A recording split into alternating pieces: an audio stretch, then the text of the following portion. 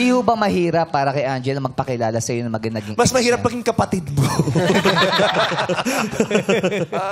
Okay naman. Kasi kung sino naman yung ipakilala niya, mas gusto ko nga sa bahay dinadala para at least makilala namin. Kaysa naman yung nakikipag-date siya sa labas, hindi namin kilala yung kasama. So, mas maganda sa bahay. Pag may pinapakilala po siyang kasama niya, hinahanapan niyo ba ng birth certificate?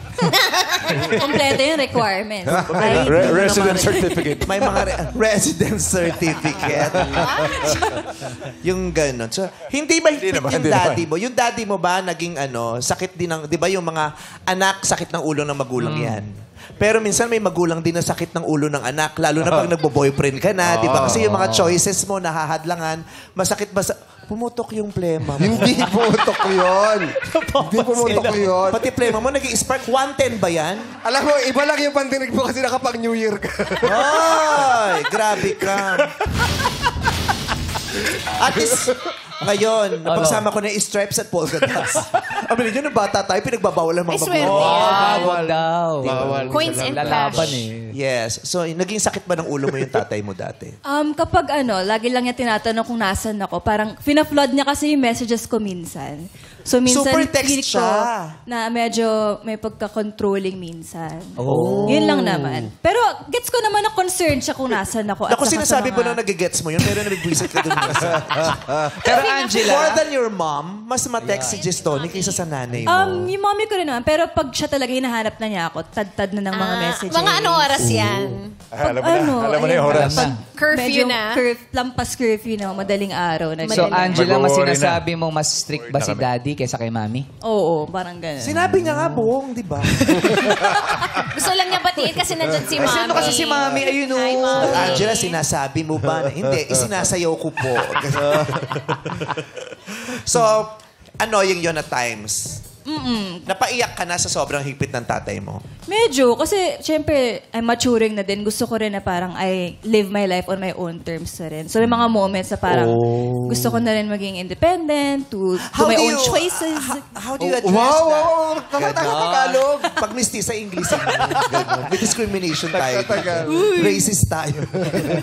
So, paano mo inaano yun? Hinaharap yun? Sinabi mo ba yun sa tatay mo? O kibit balikat mo na lang. Ganon! Kibit balikat mo. Ipinagputok kili-kili mo na lang.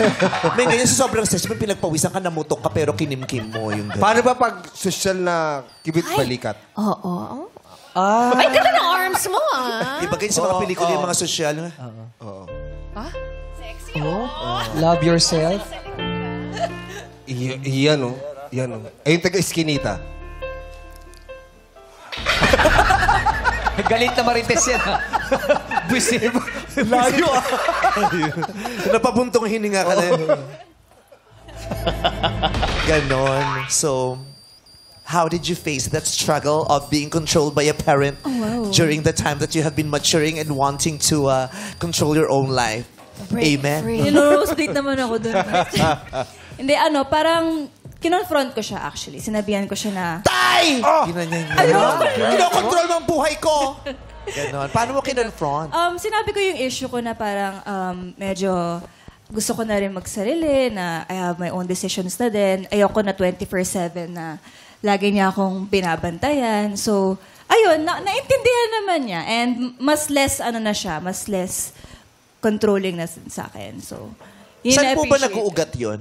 Yung pagiging controlling niyo daw. Saan Ano ba, nag-uugat? galing ba siya sa fear? Galing ba siya sa trauma?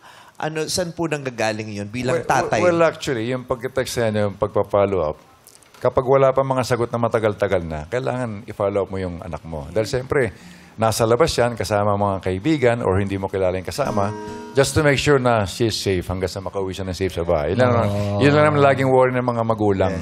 Na makakatulog na kami pag okay, ihatid ka o kaya mo mag-drive, hindi ka nakainom o whatever. Yun lang naman. Tapos pag sumagot naman siya, okay, see you, dad. No problem. Tulog na kami ng mag-asawa. Ganun lang naman. At saka pag magulang ka ba, may panahon ba na mawawala na yung takot mo para sa mga anak mo? Hindi. Di ba? Doon Pag pa rin ikaw ba ay yun, magulang, may panahon ba na magiging panatag ka na talaga at wala ka ng takot na mararamdaman para sa kapakanan ng mga anak mo? Well, actually, hindi pa naman ako, wala pa naman ako sa talagang age na talagang super tanda na. Pero parating na tayo ron.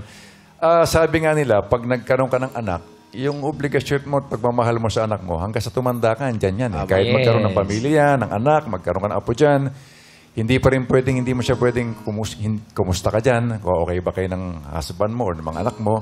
So, hindi mawawala yun hanggang sa nandito kami sa mundong to, andyan kami sa likod niya to support her. Yun. O, yun naman pala. Nandun lang pala kayo sa likod, ba't nagtitext pa kayo? Hindi sumasagot eh. Wala Nasa likod lang naman po pala kayo. Kasabihan yun. Kasabihan yun. Idiomatic expression. Yes, nandito lang kami sa likod mo kahit anong mangyari. Ikaw din, ang anak mo, babae. Eh, yun na nga. Balang araw, lalaki yun at ikaw naman ang liliit. Sigurado kasi si siyempre Jong. habang tumatanda kayo, di ba nagbububo na yung mga magulang, di ba? Bana. Kaya habang lumalaki yung mga anak, yung mga magulang Yung naman mga ang buto. lumiliit. Yes. Mahina. Di Pero ba? na-appreciate ko naman yun sa kanya, Vice, na sobrang protective niya at gusto lang naman niya yung maikakabuti sa akin. For sure. Yeah.